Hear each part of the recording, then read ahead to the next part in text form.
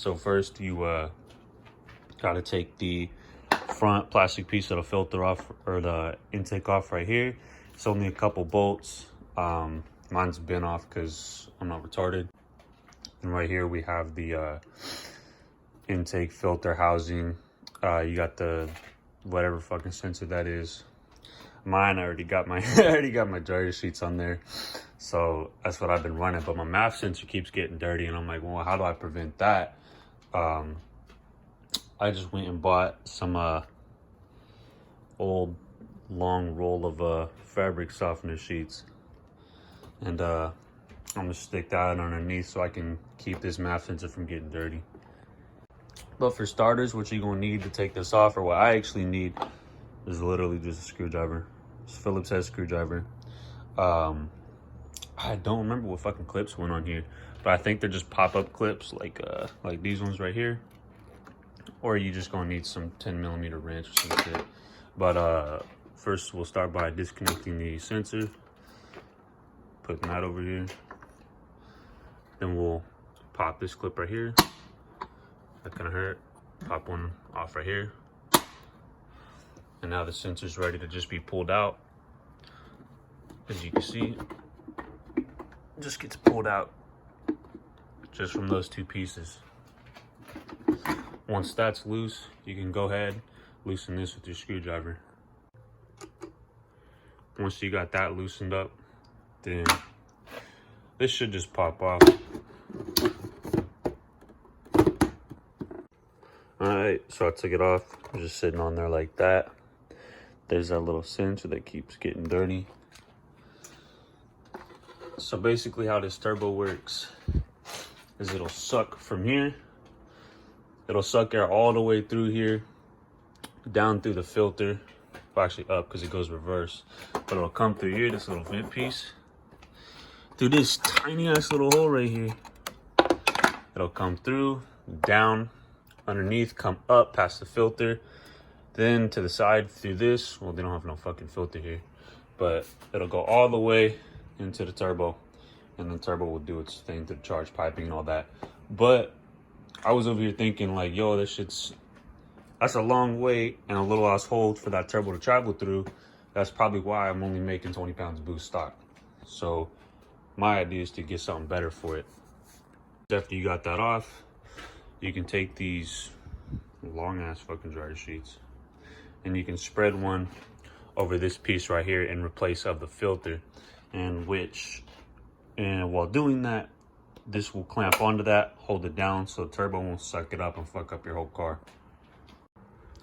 All right, so setting the dryer piece on there, or the dryer sheet piece on there, it seems to fit actually perfect. The problem is it's so thin, and trying not to fuck it up when I'm trying to put it on, it's gonna be the hard part, because I still have to slip this back on down in the this intake piece. As you can see, this is what my little dryer sheet setup I have. I got two just stuffed in there, clamped down. It's been working fucking great for me. I was hopping on the freeway, my MAF sensor got dirty. I didn't know about it, and I stopped making boost.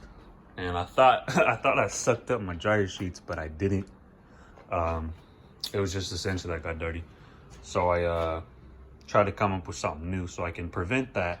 And this is the highest flow shit that I can think of. So I'm gonna just try it. See, I keep putting pressure on it because I don't want it to move. But what I did was I slid in that piece right there, that piece in right there. And as you can see, the dryer sheet's still showing on all the edges. Well, not this top one, but I'm not too worried about that. You see on this back side? See the dryer sheet down in there? So it's closed up on both sides. And right now I'm just gonna put that clamp back on and this clamp back on. And I managed to stick it in there in the process. And we got both these clamps on right here. It stays. I'll just kind of slide this on and over the best I can.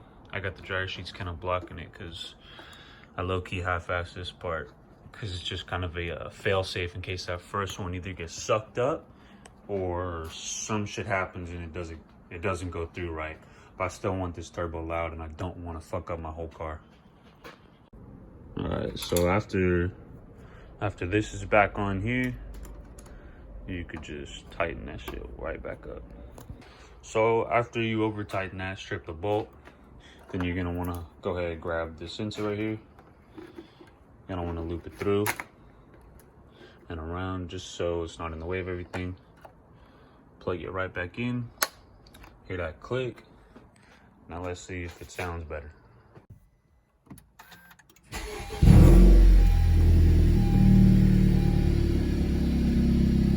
So we got no check engine light on.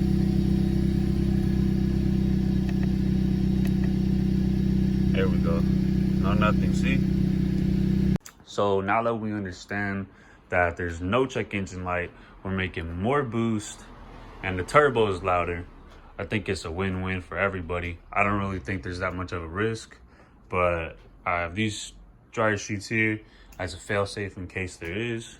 But I know nobody else out here trying to do this shit because everybody's like, oh, just buy the intake. Like, all right, some people can't afford it because they're spending too much on this car.